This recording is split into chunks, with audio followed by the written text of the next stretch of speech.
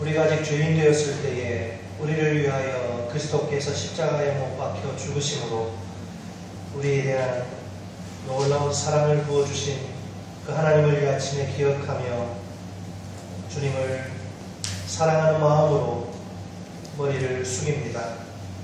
우리의 마음과 뜻과 정성을 모두어 예배 받으시기 합당하신 하나님 앞에 온전한 예배로 영광 돌리는 이 시간이 되게 해 주옵소서. 예수님의 이름으로 기도드립니다. 다 같이 찬송 37장 하나님께 올리시겠습니다. 37장.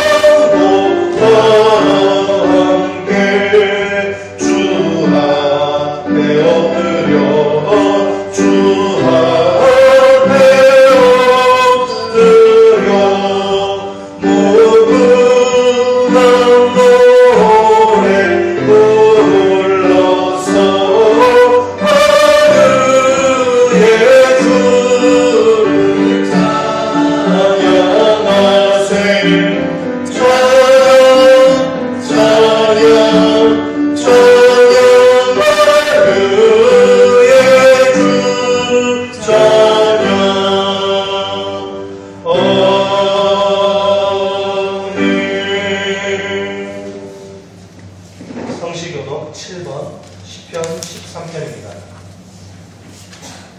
여호와여 어느 때까지니까 나를 영원히 잊으시나이까.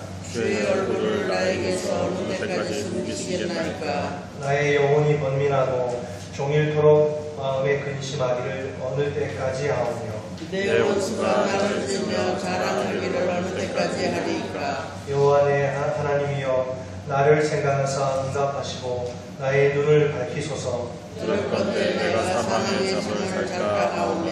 두렵건대 나의 원수가 이르기를 내가 그를 이겼다 할까 하오며. 내가 물릴 때 나의 대적들이 기뻐할까 하나이다. 나는 오직 주의 사랑을 의지하여 싸우니 나의 마음은 주의 구원을 기뻐하리이다. 내가 여호와를 찬송하리니 이는 주께서 내게 은덕을 베푸심이로다. 아멘. 사도신경으로 신앙 고백하시겠습니다. 전능하사 천지를 만드신 하나님 아버지를 내가 믿사오며 그 외아들 우리 주 예수 그리스도를 믿사오니 이는 성령으로 잉태하사 동정녀 마리아에게 하시고 본디오 빌라도에게 고난을 받으사 십자가에 못 박혀 죽으시고 장사한 지 사흘 만에 죽은 자 가운데서 다시 살아나시며 하늘에 오르사 전능하신 하나님 우편에 앉아 계시다가 저리로서 산 자와 죽은 자를 심판하러 오시리라. 성령을 믿사오며 거룩한 공회와 성도가 서로 교통하는 것과 죄를 사하여 주시는 것과 몸이 다시 사는 것과 영원히 사는 것을 믿사옵나이다. 아멘. 찬송 151장 하나님 올리시겠습니다. 151장입니다.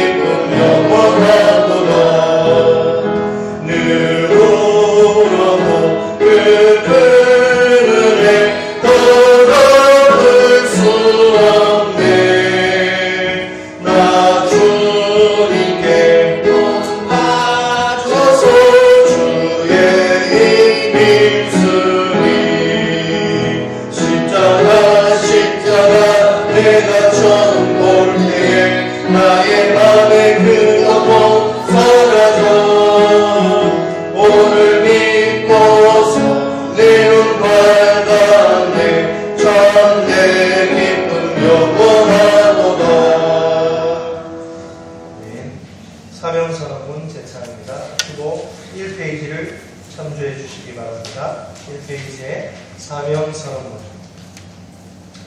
우리 같이 읽으시겠습니다. 시작. 우리는 세상에서 부름받은 하나님의 백성이요 세상으로 보냄받은 예수 그리스도의 제자입니다. 우리 삶의 존재 이유와 목적은 오직 하나님 나라입니다. 이른 영혼을 구원하는 일에 헌신합시다. 제자 삼는 사역에 집중합시다. 그리하여 하나님 나라가 이루어지게 합시다. 아멘. 이 시간 우리를 대표해서 노영준 집사님 기도 인도해 주시겠습니다. 기도하시겠습니다. 하나님 참으로 감사합니다. 저희가 항상 주님 안에서 일주일 동안도 아무 사고 없이 은혜 가운데 건강하게 일주일에 사역에 허락하여 주시니 감사함을 드립니다.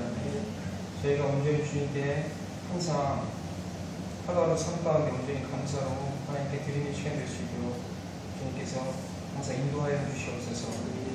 저희가 하나님의 은혜를 삶에 저희가 죄 가운데 죽을 수 없는 수밖에 없는 저희들을 주님께서 십자가에 보혈로 하여도 깨끗하게 허락하여 주시고 정말 하나님께서 전문가 같이 저희들 위해 새로움을 항상 부어주시니 정말 감사함을 드립니다. 항상 하나님의 은혜를 감사하고 저희들에게 생명 영장을 허락하여 주신 것 감사함을 잊지 않고 하나님께 깨어 기도하는 저희들 성도님들 수도 항상 기억하여 주시옵소서. 저희가 온전히 주님께 예배를 허락하여 주셔서 이 자리 가운데 불러주시니 감사합니다. 예배 가운데 친히 함께하여 주셔서 저희들 온전히 생각과 저희들 마음을 온전히 다스려 주시고 온전히 예배에만 집중하고 정말 세상의 모든 것들을 내려놓고 하나님의 은혜를 바랍니다. 구합니다. 갈급합니다. 주님께서 온전히 저희들 깨끗하게 허락하여 주셔서 정말 은혜 받기에 부족은 없도록 저희 마음과 정말 옥토와 같이 주님께서 인도하여 주시길 원합니다. 정말 연약하고 부족하기에 아버지 일주일 동안 살아가면서 아버지께 불평하고 불만할 때가 있었음을 고백합니다. 그렇지만 온전히 하나님의 사랑으로 하여금 저희가 하나님이 주시는 은혜가 너무나 값지고 너무나 크기에 그 불평 불만도 하나님께 회개합니다. 주님께서 온전히 깨끗함을 주셔서 온전히 저희의 사랑으로 많은 사람들께 정말 복음을 전하기에 무조건없도록 주님께서 저희를 준비시켜 주시옵소서. 정말 예배에 집중할 수 있게 주님께서 함께 허락하여 주시고 정말 예배 가운데 주님께서 흔히 역사하셔서 우리 교회와 우리 목사님 가운데 함께하여 주심으로 하여금 많은 것을 간구합니다. 구합니다. 우리 목사님 가운데 정말 성령 충만함으로 하여금 정말 이 강단했을 때 정말 하나님의 권능으로 하여금 저희들의 삶에 막혀져 있던 것들이 해결되고 정말 삶에 묻어있던 모든 것들이 찌든죄가 모든 것들이 씻어지는 말씀의 역사를 허락하여 주시옵소서. 우리 목사님을 통하여서 정말 우리 교회와 이 나라와 정말 이 당신 땅이 변화되기 원합니다. 그러기 위해 우리 중보하는 우리 성도님들이 정말 깨어 목사님을 위해서 기도하고 우리 교회를 위해서 기도하는 많은 중보자들을 세워주시기 원합니다. 정말 우리 목사님과 우리 하늘교회 가운데 정말 무엇이 부족한지 무엇이 하나님의 뜻이 무엇인지 정말 깨어 기도하는 우리 목사님을 도와여 주시고 정말 피곤치 않게 허락하여 주시고 말씀을 묵상할 때 정말 성령님께서 임재하여 주셔서 말씀의 깊이와 말씀의 하나님의 뜻이 무엇인지를 깨달음을 허락하여 주시길 원합니다. 오늘 하늘교회 가운데 아버지 물질이 부족합니까? 아버지 은혜가 부족합니까? 정말 힘쓰는 일하는 사람들이 부족합니까? 주님께서 때에 따라서 저희들이 기도만 함께 싸우고 주님께서 때에 따라서 응답하여 주시고 아버지께서 정말 허락하여 주신 때가 속히 응답할 걸 믿고 저희는 기도하고 주님께서 오늘 함께하여 주시옵소서. 저희 교회를 위해서 반주자님과 그리고 알게 모르게 우리 교회에 섬기는 성도님들이 있습니다. 그들이 정말 사람의 칭찬이 아니라 아버지 하늘나라의 상급을 위해서 항상 지치지 않도록 주님께서 힘과 능력을 도와여 주시옵소서. 우리 교회가 더욱더 초대학교회와 같이 정말 순수한 마음과 서로 간에 사랑하는 마음이 더욱더 차고 넘쳐서 서로 간에 시기하고 질투하는 것이 아니라 서로 간에 섬기고 서로 간에 사랑하여서 하나님이 보시기에 참으로 좋았더라 하는 우리 하늘교회 될 수 있도록 주님께서 인도하여 주시옵소서. 주님께서 예배 가운데 마칠 때까지 주님께서 함께 하시길 믿사오며 하나님께서 주 예수님을 기도드립니다. 아멘.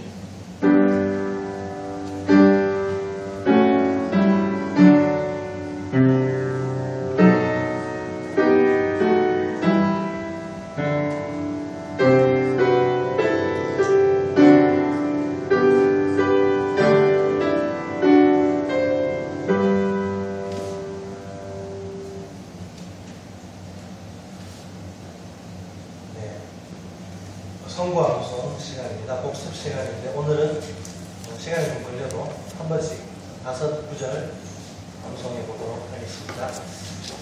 그리스도인의 보호 확신, 그리스도인이라면 반드시 가져야 할 5가지 확신 9절들을 우리가 한 달 이상 거쳐서 암송했는데 같이 한번 해보시죠. 먼저 주제 한번 쭉 이야기해 보시죠. 주제 처음이 뭐였어요? 첫째는 구원의 확신, 두 번째는 기도 응답의 확신, 세 번째는 승리의 확신, 네 번째는 죄 용서의 확신, 다섯 번째는 의도의 확신. 자, 구원의 확신 9절이 뭐였죠? 요한 1서 5장 11절로 12절. 그리고 기도 응답의 확신은 요한복음 16장 24절. 그리고 승리의 확신은 고린도전서 10장 13절입니다. 그리고 죄 용서의 확신은 요한일서 1장 9절. 그리고 인도의 확신은 잠언 3장 5절로 국제되었습니다. 주제, 그 다음에 성부, 그 다음에 외워보겠습니다. 처음부터 5가지 시작. 구원의 확신, 요한일서 5장 11절로 12절 말씀. 또 증거는 이것이니 하나님이 우리에게 영생을 주신 것과 이 생명이 그의 아들 안에 있는 그것이니라. 아들이 있는 자에게는 생명이 있고 하나님의 아들이 없는 자에게는 생명이 없느니라. 요한일서 5장 11절로 12절 말씀. 그 다음에 기도 응답의 확신, 요한복음 16장 24절 말씀. 지금까지는 너희가 내 이름으로 아무것도 구하지 아니하였으나 구하라. 그리하면 받으리니 너희 기쁨이 충만하리라. 요한복음 16장 24절 말씀. 아멘. 승리의 확신, 고린도전서 10장 13절 말씀. 사람이 감당할 시험하게는 너희가 당한 것이 없나니 오직 하나님은 미쁘사 너희가 감당하지 못할 시험 당함을 허락하지 아니하시고 시험 당할 즈음에 또한 피할 길을 내사 너희로 능히 감당하게 하시느니라. 고린도전서 10장 13절 말씀. 죄 용서의 확신, 요한일서 1장 9절 말씀.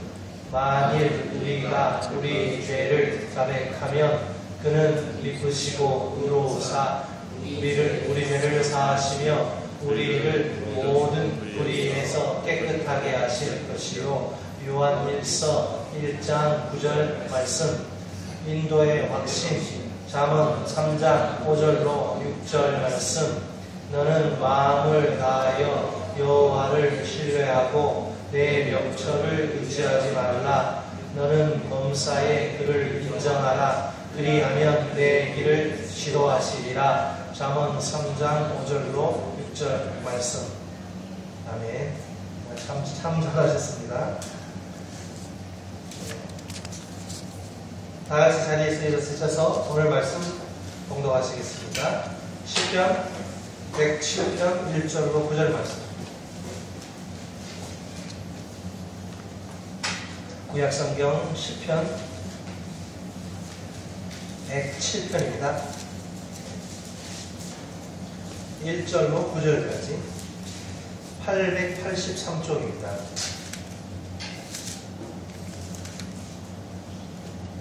시편 107편 1절로 9절 말씀 제가 받들어 읽겠습니다. 여호와께 감사하라. 그는 선하시며 그 인자하심이 영원하리로다.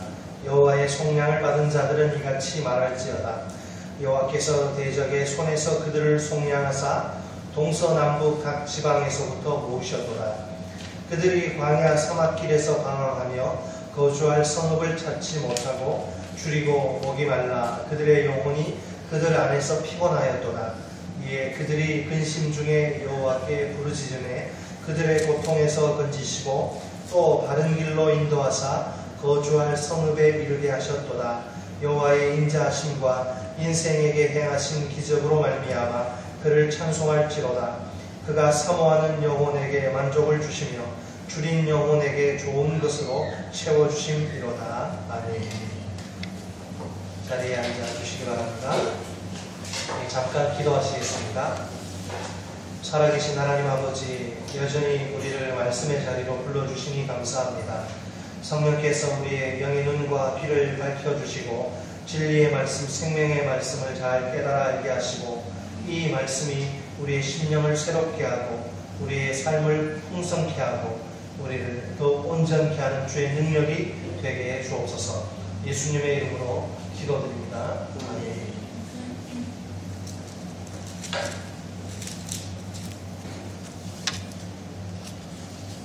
우리 그리스도인들은 불신자들과는 다른 존재들입니다.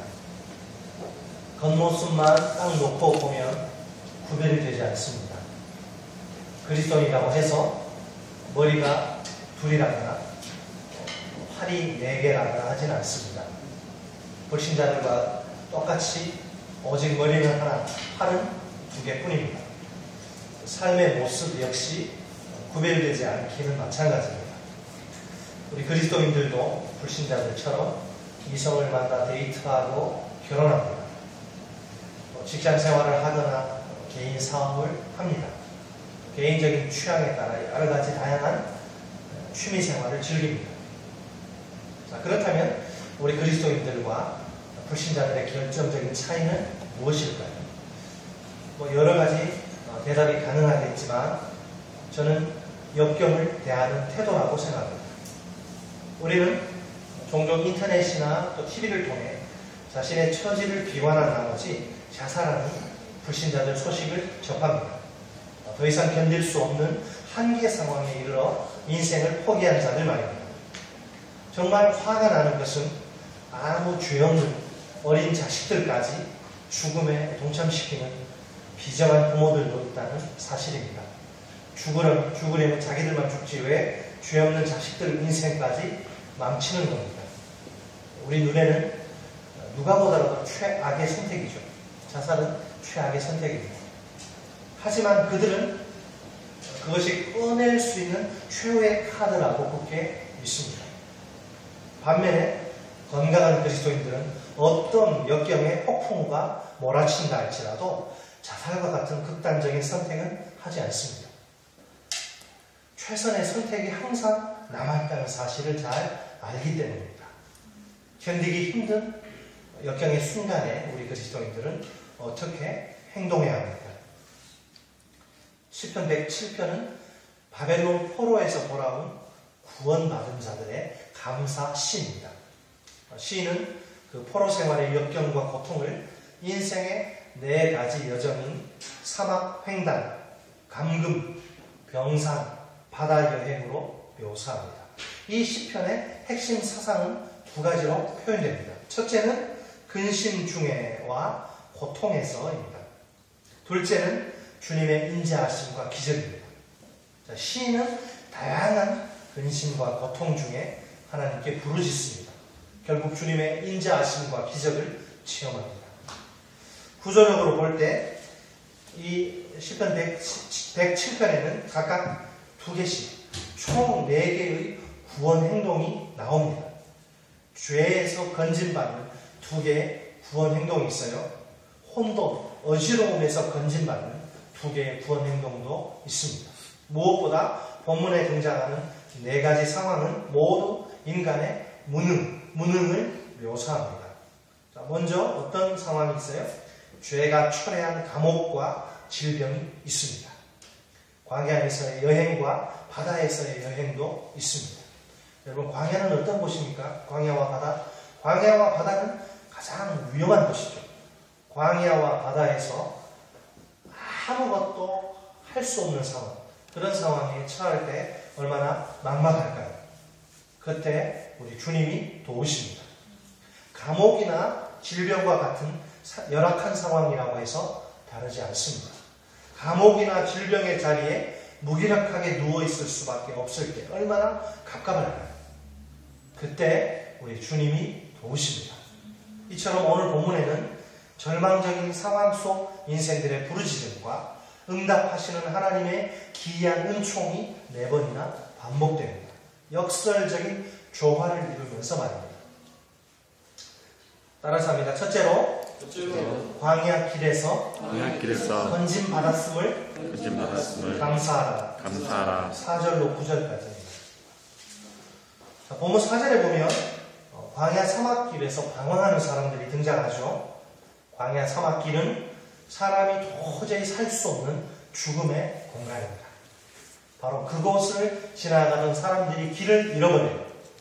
그들의 경험은 옛날 이스라엘 백성들이 출애굽한 후 40년 동안 광야에서 방황하던 그런 장면을 떠올리게 합니다.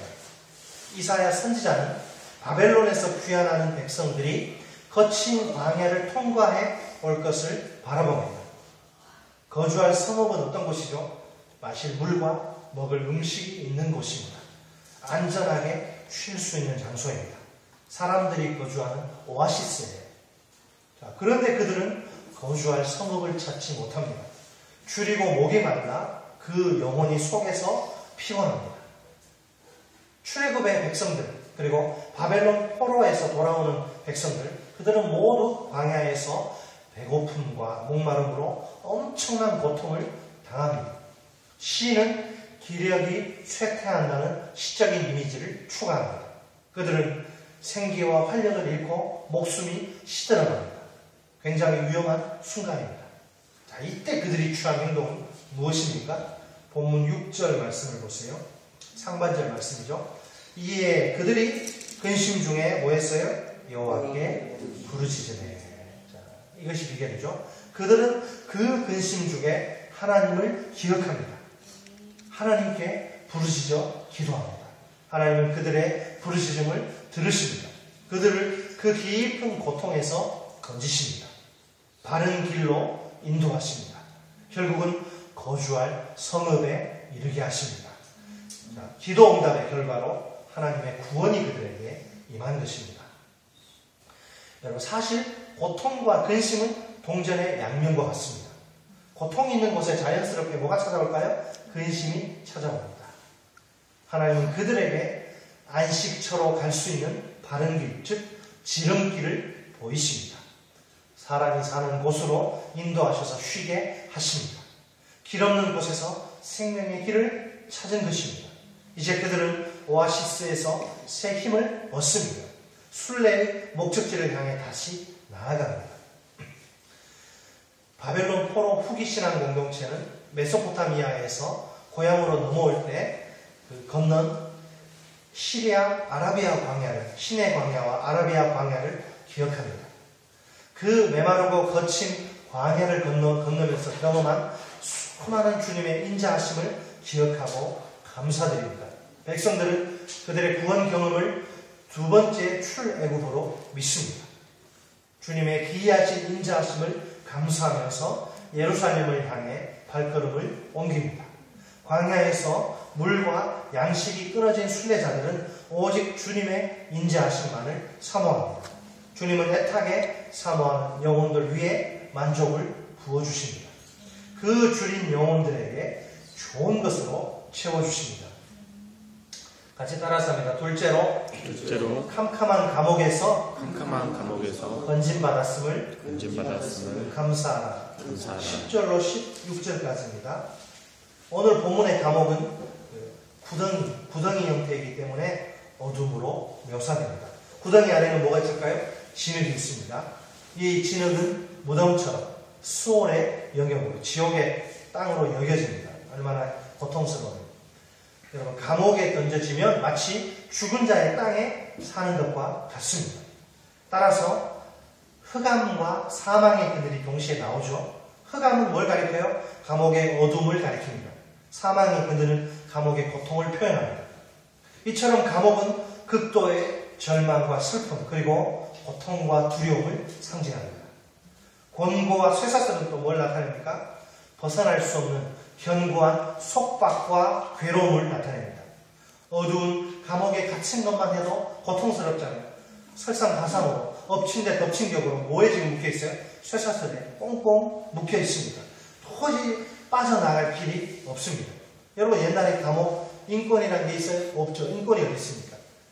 요즘은 뭐 인권이다 뭐다 해서 이야기하지만 옛날 그 감옥에 인권이라는 게 어디 있어요? 그래서 여름에는 척하게 덥고 겨울에는 혹독하게 춥습니다. 먹는 것과 덮는 것 제대로 보장되지 않습니다. 여러분, 감옥으로부터의 사색이라는 책으로 유명한 신영복 님이 이 책 아주 좋아요. 여름철의 감옥 생활에 대해서 말한 부분을 제가 인용하겠습니다. 없는 사람이 살기는 겨울보다 여름이 낫다고 하지만 교도소의 우리들은 없이 살기는 더합니다만 차라리 겨울을 택합니다. 왜냐하면 여름 징역이 자기의 바로 옆 사람을 증오하게 한다는 사실 때문입니다. 모로 누워 칼잠을 자야 하는 좁은 잠자리는 옆 사람을 단지 37도의 열 덩어리로만 느끼게 합니다. 감옥에 갇히는 어때요? 맑은 하늘을 제대로 볼 수 없습니다. 신선한 공기도 마음껏 마실 수 없어요. 일반적인 가정에 다 이렇게 있는 편안한 휴식 공간이고 화장실도 따로 없어요. 그 방 안에 이렇게 있잖아요. 사정이 이렇다 보니 죄수는 끊임없는 공포와 절망 속에 삽니다. 따라서 이 감옥 생활은 포로 생활과 유배 생활의 고통에 대한 비유로 자주 사용됩니다. 시는 본문 11절에서 이 사람들이 감옥에 간 이유를 제시합니다. 왜 감옥에 갔어요? 그들은 하나님의 말씀을 어떻게 합니까? 거역하고 지존자의 하나님의 뜻을 멸시합니다. 이 두 동사는 이스라엘 백성들이 과거에 광야에서 하나님을 거역하고 멸시한 태도를 연상시킵니다. 이스라엘 백성들이 바벨론의 포로로 끌려간 이유도 하나님의 말씀을 거역하고 그 뜻을 멸시했기 때문입니다. 결과적으로 본문 12절에서 하나님은 그들을 낮추십니다. 감옥에 갇힌 자들은 힘든 노동을 할 수밖에 없어요. 그들은 감옥 같은 포로 생활에서 겸손을 몸으로 배웁니다. 여기 엎드러지다는 동사는 철저한 파멸을 가리킵니다. 더욱 기가 막힌 것은 그들을 돕는 자가 없다는 사실입니다. 이것은 바벨론 포로기 예루살렘의 모습입니다. 이때 그들이 취한 행동은 무엇입니까? 본문 13절 말씀을 보세요. 이에 그들이 그 환난 중에 뭐했어요? 여호와께 부르짖으매. 그들은 그 환난 중에 누구를 기억합니까? 하나님을 기억합니다. 하나님께 부르짖어 기도합니다. 하나님은 그들의 부르짖음을 외면하시지 않습니다. 귀 기울여 들으십니다. 그들을 흑암과 사망의 그늘에서 인도하여 내십니다. 얽어맨 줄을 다 끊으십니다. 죄수의 몸에서 그들이 해방되었습니다. 여러분, 옛날에는 얼마 동안 감옥에서 살아야 한다는 정확한 형량 언도라는 게 없어요. 죄수의 입장에서는 도대체 내가 언제 감옥에서 나갈 수 있을지 기약이 없어요. 알 수가 없습니다. 달력에, 그죠? 달력에 출소일을 표시한 채 하루하루 이렇게 X표 그으면서 손꼽아 기다릴 수가 없습니다. 그러니까 깊은 절망 가운데 살 수밖에 없습니다. 그런데 하나님이 그들에게 부르짖어 기도하던 그들에게 찾아오셔서 자유를 주십니다. 그 어느 누구도 열 수 없는 감옥의 그 빗장을 깨뜨려 주신 것입니다. 기도응답의 결과로 하나님의 구원이 임한 셈입니다. 따라서 합니다. 셋째로 질병에서 건진받았음을 감사하라. 17절로 20절입니다. 본문 17절에는 누가 나옵니까? 미련한 자들. 17절에 미련한 자들이 나옵니다. 그들의 어리석임이 어떻게 나타납니까? 주님께 대한 반역과 죄악으로 드러납니다. 그런데 그들의 반역과 죄악을 하나님이 내버려 두지 않아요. 심판을 하시는데 그 심판이 뭐냐? 질병. 자, 여기서 우리는 죄와 질병의 밀접한 관계를 봅니다. 죄는 하나님의 뜻을 거역하는 반역이죠. 그 결국은 고통과 파멸입니다. 그래서 죄의 다른 이름은 어리석음입니다. 고통과 파멸을 겪을 게 뻔한데 하나님의 뜻을 거역하고 반역합니다. 그래서 질병이 찾아오는 것이죠. 자, 본문 18절을 보면 그들은 모든 음식물을 어떻게 됩니까? 싫어하게 됩니다. 아무것도 먹고 싶어 하지 않게 됩니다. 식욕이 딱 다 떨어집니다. 그러다가 결국 어떻게 안 먹으면 어떻게 됩니까? 사망의 문에 가깝게 됩니다. 피골이 상접해서 이미 죽은 자처럼 된 상태입니다. 이전의 아름답고 영광스러운 모습은 모두 사라져요. 여기서 사망의 문은 뭘 가리킵니까? 무덤을 가리키죠. 시적인 세계관에서 보면 무덤은 집처럼 문을 갖고 있어요. 문을. 병든 자들이 죽어서 이 문으로 들어가는 거죠. 이것은 죽은 자들이 더 이상 산자의 땅으로 돌아올 수 없도록 지키는 문. 이게 사망의 문입니다. 치명적인 병에 걸려서 죽음의 고통을 당하고 있는 병자의 모습이죠.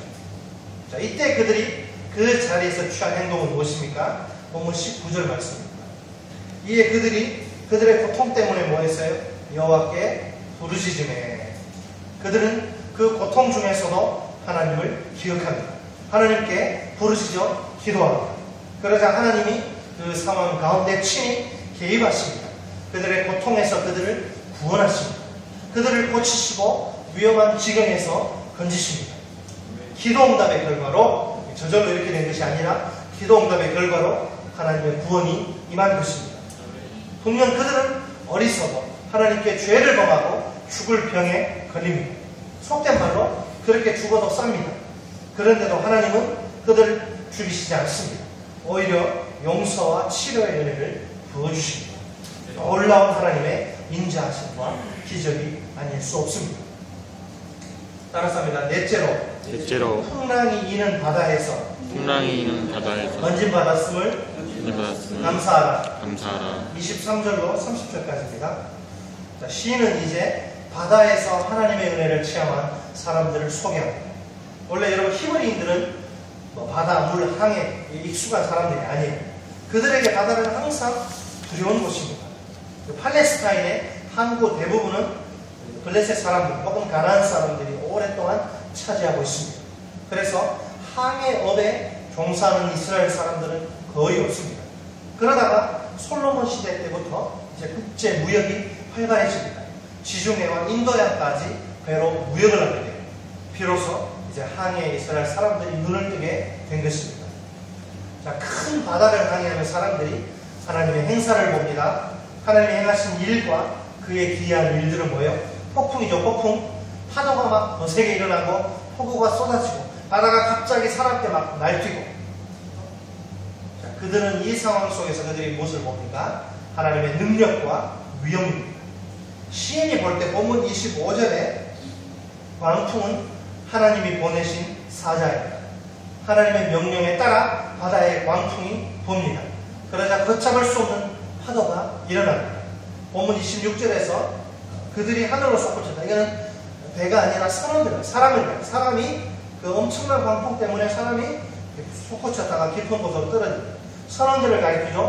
산더미 같은 파도가 일어날 때 배를 타고 항해하던 자들은 하늘까지 올랐다가 바다 끝 깊은까지 내려갑니다. 본문 26절로 27절을 보면 그들의 영혼이 어떻습니까? 녹습니다. 그들은 어찌할 줄을 몰라요. 이것은 고통으로 넋이 다 빠진 모습을 가리킵니다. 마치 술 취한 자처럼 이리 비틀 저리 비틀거리죠. 다 그냥 오바이트하고 다 멀미하고 있어요. 이렇게 멀미를 하다 보니 정신이 하나도 없잖아요. 모든 지각이 혼돈 속에 빠져버리는 거예요. 여러분, 이 배멀미가 멀미 중에 제일 고통스러운 게 배멀미. 아주 환장하면 밑에서 물을 다 토해요. 저기 어디야? 백령도 같은데 배 타고 한번 가보세요. 죽습니다. 와, 딱 배 타면 전부 검은 봉지를 나눠요. 이게 뭐냐 그랬더니 조금 있으면 이제 곧 알게 되니까 또 딱 쓸 때가 있대. 뭔가 할 때는 이제 다 토하니까 그 봉지에다 이렇게 하고 묶어서 나중에. 지금 그러니까 그때는 정신 하나도 아무 생각이 안 나요. 그렇게 막 이 배멀미 해가지고 막 떼굴떼굴 부르고 사람들이 막 속을 쳐서 막 자빠지고 아주 그냥 난장판이에요. 지각이 온몸 속에 빠진다. 이건 뭘 말하냐면 항해술을 가르칩니다. 광풍 때문에 멀미하는 그들에게 항해술조차 아무런 도움이 되지 않는다는 말이에요. 이 사람들이 1, 2년 배 탄 사람들 아닙니다. 젊은 시절부터 익힌 항해술이죠. 이 무서운 자연의 힘 앞에서는 아무 소용이 없다는 거예요. 모두 다 이제 자포자기에 빠집니다. 파도에 휩쓸려서 배가 다 깨지기 직전에 절망적인 모습. 배가 깨지면 다 죽습니다. 그죠? 자, 그들이 그 자리에서 취한 행동이 무엇입니까? 본문 28절 말씀입니다. 이에 그들의 고통 때문에 뭐 했어요? 여호와께 부르짖으며 바다의 혼돈과 죽음 가운데 그들은 하나님을 기억합니다. 하나님을 찾고 부르짖습니다. 그러자 하나님이 그 상황 가운데 친히 개입하십니다. 그들의 고통에서 그들을 인도하여 내십니다. 그 사납던 광풍을 고요하게 만드십니다. 무지막지한 물결도 잔잔하게 하십니다. 모두들 이제는 우리 목숨이 끝장났구나 생각한 상황이죠. 그런데 거짓말처럼 갑자기 광풍이 스톱, 딱 멈춥니다. 파도도 쥐죽은 듯이 잔잔해집니다. 바다가 저절로 알아서 평온해진 거 아니죠? 하나님이 광풍을 평정하시고 있습니다. 미친 듯이 날뛰는 바람도 하나님이 정복하시고 다스리시며 잔잔하게 하십니다. 이렇게 기도 응답의 결과로 하나님의 구원이 임한 것입니다. 오늘 본문에 제가 왜 이렇게 장황하게 긴 시간 네 가지를 이야기했습니까? 오늘 본문에 등장하는 네 가지 상황은 우리와 상관없는 남의 이야기가 아니란 말이에요. 우리에게도 그대로 적용되는 우리 스토리라는 것입니다. 여러분 누구나 역경 원하지 않습니다. 순경을 원하지 역경을 원하지 않죠. 역경보다는 편하고 안락한 환경을 원하는 것이 사람 마음입니다. 그러나 역경은 사람을 가리지 않아요. 아무도 자신은 역경을 만나지 않으리라 장담할 수 없습니다. 이것이 불편하지만 우리가 마주쳐야만 하는 진실이고요. 우리는 얼마든지 본문의 이스라엘 사람들처럼 얼마든지 인생의 길을 잃고 헤맬 수 있습니다. 죄를 지어 감옥에 갇힐 수도 있어요. 무서운 질병으로 고통당할 수도 있습니다. 겁나는 인생의 풍랑 속에 던져질 수도 있습니다. 그러나 그 어떤 절망적인 상황에 발목이 잡힐지라도 괜찮습니다. 여전히 우리에게는 소망이 있습니다. 그 소망의 중심에 뭐가 있어요? 하나님이 계십니다. 우리가 부르짖어 기도할 때 우리의 응답하시는 하나님입니다. 하나님의 응답의 결과는 언제나 인자하심과 기적입니다. 우리는 이 하나님의 인자하심과 기적을 확실히 믿습니다. 오늘 본문은 우리에게 귀중한 두 가지 교훈을 던집니다. 다같이 저를 따라서 또 외쳐보시겠습니다. 첫째로 어떤 경우에라도 절망과 포기는 금물이다. 자살은 절대 아니에요. 자살은 중세시대 중세교회는 자살을 죄로 범죄로 해서 다 지옥 간다고 가르쳤어요. 교회사를 보면. 그건 뭐냐면 어떤 경우에라도 자살은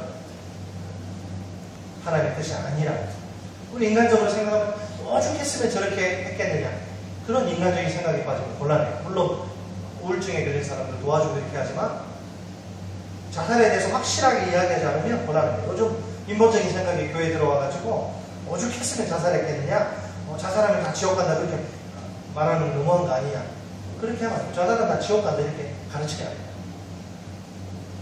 돼요. 첫째로 어떤 경우에라도 절망과 포기는 뭐다? 금물. 그리고 사실 우리가 세상에서 당하는 어려움은 그 수를 셀 수 없을 정도로 많습니다. 정확히 말하자면 온통 어려움으로 도배되어 있는 것이 우리 인생입니다. 한 고비를 넘겼다 싶으면 또 다른 고비가 찾아와요. 그 고비를 넘겨 한숨 돌리려 치면 어느새 또 다른 고비가 나타나요. 평생 고비의 연속입니다. 이런 현실을 피할 길은 없습니다. 이것이 우리가 끝까지 지고 가야 할 무겁고 답답한 인간의 운명입니다. 굴레입니다. 인간의 굴레. 자, 그렇다 하더라도 우리는 절망하거나 포기할 필요가 없습니다. 아예 절망이나 포기라는 단어는 꺼내지 말아야 합니다. 우리에게는 기도라는 아주 특별한 은혜의 수단이 있습니다. 어떤 환난 중에서라도 하나님께 부르짖어 기도하기만 하면 됩니다. 하나님은 여러 역경과 시련과 고통 중에서도 우리를 버리시지 않습니다. 그분은 고통 가운데 부르짖는 우리의 기도를 들으십니다. 우리를 인자하심과 기적으로 구원해 주십니다. 때로는 우리의 지혜가 어려움을 푸는데 아무 쓸모없을지 모릅니다. 역경을 헤쳐나갈 수 있는 도움을 줄 사람이 주위에 아무도 없을지 몰라요. 자, 그런 때라도 하나님의 인자하시고 선하신 손길은 여전히 우리 곁에 있습니다. 우리를 꽉 붙들고 있습니다. 한시라도 이 사실을 잊지 말아야 합니다. 그러니까 눈에 보이는 현재 상황이 전부가 아닙니다. 지금의 모습만 보고서 이제 다 끝났다고 절망할 이유가 없습니다. 아직도 우리에게는 역전의 가능성이 남아있습니다. 물론 역전의 주체는 우리 자신이 아니죠. 살아계신 하나님. 우리 하나님은 우리의 운명을 능히 역전시킬 수 있는 분입니다. 역경이 뭐냐? 역경은 하나님의 인자하심과 기적을 체험할 수 있는 축복의 기회요 통로입니다. 여러분, 우리가 형통하고 평안할 때 하나님은 좀 멀리 계신 것 같아요. 우리가 형통하고 평안할 때 going well 모든 게 다 잘 되죠. 하나님은 멀리 계시죠. 그러나 우리가 역경의 파도에 휩쓸릴 때 하나님은 가까이 그래서 우리를 만나주십니다. 평소에는 경험하기 힘든 놀라운 능력을 우리에게 베푸십니다. 그러니까 문제는 뭐냐? 우리가 참 감당하기 어려운 상황이 아닙니다. 어떤 데 보면 목사님 제발 좀 살려주세요. 죽겠습니다. 저 좀 도와주십시오. 그런 상황이 문제가 아니라는 거예요. 그런 상황 속에서도 기도하지 않는 것이 기도하지 않으니까 쉽게 한계에 부딪히는 거예요. 절망하고 포기하는 거예요. 자살하는 거예요. 여러분, 기도가 죽어있는 곳에서는 아무런 능력도 나타나지 않는 법입니다. 우리가 있어야 할 곳은 절망과 포기의 자리가 아닙니다. 기도의 자리입니다. 하나님은 우리가 절망과 포기의 자리에 주저앉아 한숨 푹푹 쉬면서 그렇게 앉아있기를 원하시지 않습니다. 절망과 포기의 자리를 박차고 일어나기를 원하십니다. 얼른 기도의 자리로 뛰어나오기를 원하십니다. 부르시죠. 기도의 고지로 앞에서 함부로 절망이나 포기를 말하지 마세요. 그것처럼 어리석은 일은 없습니다. 기도하지 않으면 어떤 일이 벌어져요? 자기가 참 힘든 상황이 에브리띵, 이게 완띠, 이게 전부 하나밖에 없는 이걸로 그 상황에 무게에 짓눌려 숨 쉬기조차 힘듭니다. 얼마든지 상황을 초월하셔서 역사하시는 하나님의 모습은 전혀 보이지 않아요. 영적인 시야가 완전히 캄캄해지는 거예요. 반면에 기도하면 어떤 일이 벌어져요?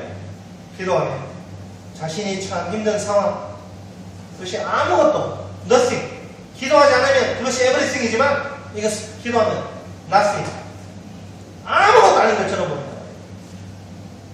그 대신 뭐가 everything으로 보여요? 전부로 보여요? 살아계신 하나님이 전부로 보입니다. 그 하나님 앞에서 모든 근심과 걱정은 거짓말처럼 순식간에 사라지고 맙니다. 자, 이렇게까지 이야기했는데 기도하지 않으면 여러분 책임입니다. 자, 무엇보다도 우리가 어떻게 해야지 부르짖어 기도할 수 있는가? 우리에게 뭐가 필요할까요? 믿음이 필요합니다. 믿음이. 그죠? 우리가 부르짖어 기도하려면 우리에게 믿음이 있어야 돼요. 어떤 믿음? 살아계신 하나님이 우리의 기도를 들으시고 응답하신다는 믿음 아닙니다. 이 믿음이 어떤 경우에라도 흔들리지 말아야 합니다.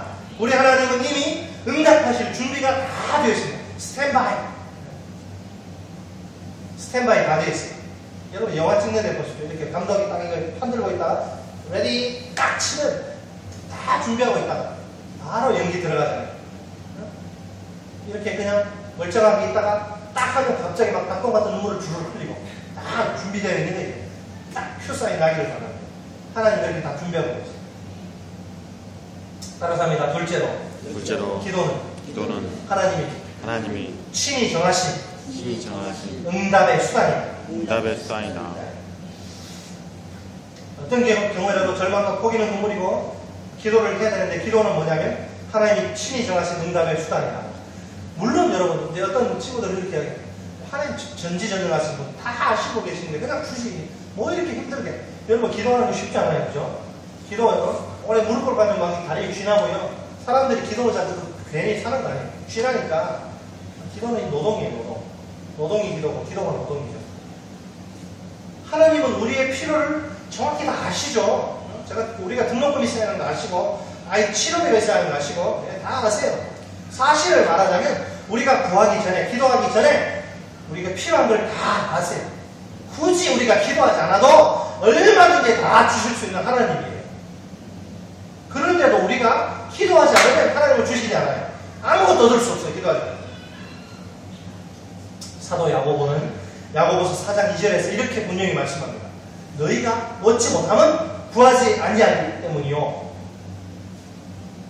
왜 우리가 기도하지 않으면 아무것도 얻을 수 없습니까? 예? 지금까지 시집장가 못 간 사람들 회개 기도 안 하니까 안 나타납니다. 기도. 왜 기도하지 않으면 아무것도 얻을 수 없나요? 이것이 하나님이 정해놓으신 법칙이기 때문에 오직 기도를 통해서만 주시는 하나님입니다. 오직 기도를 통해서만 주신대요. 기도란 하나님이 정하신 응답의 수단이요 방법입니다. 기도할 때 비로소 하나님이 그 놀라운 능력으로 역사하십니다. 내가 지금 빨리 미국 뉴욕 가야 되는데 뉴욕 가야 되는데 그리고 가만히 있어봐요. 몸뚱이가 뉴욕에 갑니까? 못 가죠. 뭐예요? 비행기 표를 사서 비행기를 타야지 뉴욕을 갈 거 아닙니까? 아, 내가 필요한데 가만히 있으면 아무것도 일어나지 않는다니까요. 뉴욕 가려면 비행기 표를 사서 비행기 타야 되듯이 기도해야지 위에서 떨어진다니까요.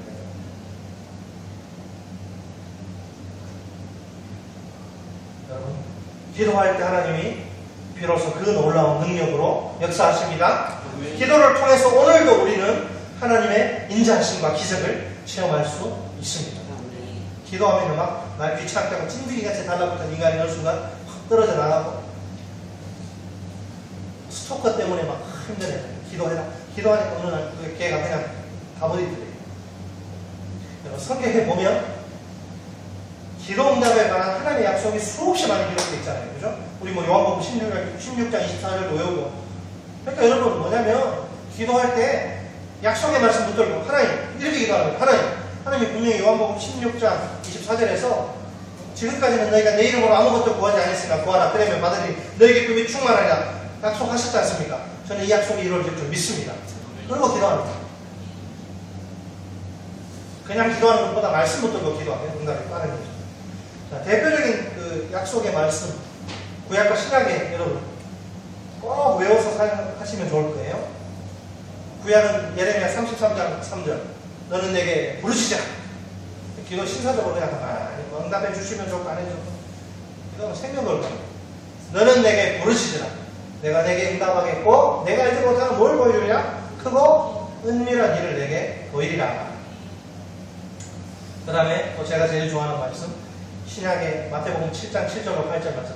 구하라. 그리하면 너에게 주실 것이요.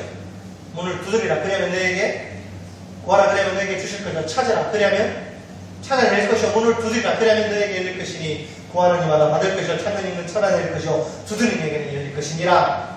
따라서 합니다. 구하라. 구하라. 그리하면 너에게 주실 것이요. 너에게 주실 것이요. 찾으라. 그리하면 찾아낼 것이요. 찾아낼 것이요. 문을 두드리라. 그리하면 너에게 열릴 것이니 구하는 이마다 받을 것이요. 구하는 이마다 받을 것이요. 찾는 이는 찾아낼 것이요. 찾는 이는 찾아낼 것이요. 두드리는 이에게는 열릴 것이니라. 두드리는 이에게는 열릴 것이다. 믿습니까? 아멘. 기대해 보세요. 얼마나 놀라운 일들이 벌어지나. 그러니까 지금 상황에서는 죽었다 깨어나도 단기 설교 못 가. 그런데 가고 싶어. 기도하면 되는 거예요. 이런 일은 수없이 많아요. 도저히 말이 안 되는 상황. 여러분 수련회 갈 수가 없어. 기도하니까 가게 돼. 단기 설교 갈 수가 없어. 돈이 없는데 어떻게 해?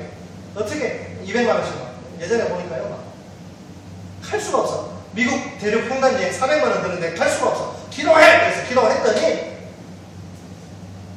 가게 돼. 여러분 기도는 이론이 아니라 실제입니다. 기도는 죽은 지식이 아니라 살아있는 능력입니다. 기도는 입으로 하는 것이 아니라 무릎으로 하는 것입니다. 기도는 책상에서 배우는 것이 아니라 골방에서 배우는 것입니다. 실제로 무릎 꿇고 기도하면 세상이 깜짝 놀랄 만한 역사가 일어납니다. 하늘의 문이 열리고 전능하신 하나님의 능력이 쏟아지기 때문입니다. 여기에 대한 간증을 할 수도 없어요. 오픈도어스 선교회라고 핍박당하고 고난당하는 교회와 성도들을 섬기는 그런 단체가 있어요. 오픈도어스 선교회. 네이버 한번 검색해보세요. 오픈도어스 선교회에서 중국의 어느 오래된 이야기입니다. 100만 권의 성경이 필요해 하는데 어떻게 100만 권의 성경을 보냅니까? 근데 보내야 한다는 것이 하나님의 뜻이 확신이 드니까 이걸 보내야 되는데 어떻게 해요? 불가능한 일인데 어떻게 해요? 기도할 때 지혜가 생각나요. 하나님, 중국에 이게 우리가 배로 싣고 갈 때 검사하는 사람들 눈을 가려주십시오. 기도했어요. 어떻게 됐을까요? 배 그냥 무턱대고 싣고 갔는데 그 검사하는 사람들이 다른 건 다 보고 성경은 손도 안 대고 이렇게 물론 큰 성경은 아니에요. 조그만 성경 100만 권. 하나님이 눈을 싹 가려주십니다. 어떤 선교사님이 여러분 이제 선교사님들은 날짜별로 그 후원금이 들어오면 한국에 예를 들어 25일날 들어온다. 그러면 25일날 이제 돈 찾으러 가서 돈 찾아서 사회 가잖아요. 근데 어느 나라인지 정확히는 모르지만 기억이 안 나는데 그 선교사님이 이제 돈을 찾으러 가는 걸 보고 그 동네 어떤 못된 인간이 강도짓 해가지고 이제 따라가가지고 때리고 돈 뺏으려고 이제 생각을 하고 쫓아갔대요. 근데 이제 선교사님이 가서 돈을 찾아가지고 이제 돌아가는데 차가 없으면 걸어서 이렇게 가셨다. 굉장히 피곤하고 힘든데 보니까 시원한 나무분들이 있어요. 거기 들어가서 한숨을 주무셨대요.